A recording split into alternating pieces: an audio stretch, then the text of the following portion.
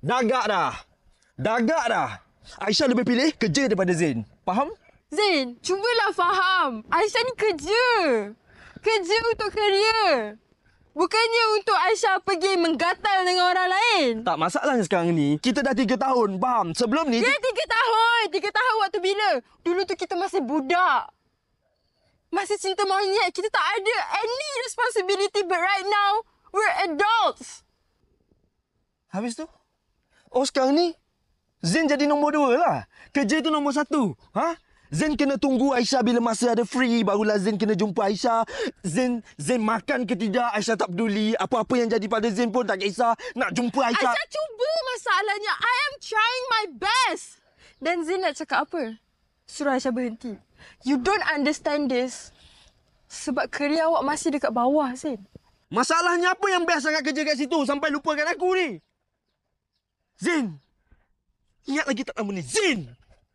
Orang yang awak sayang dah 3 tahun. Kenapa awak tak boleh nak faham je? Saya bekerja untuk kerja saya. I'm trying to build my own career. Aisyah.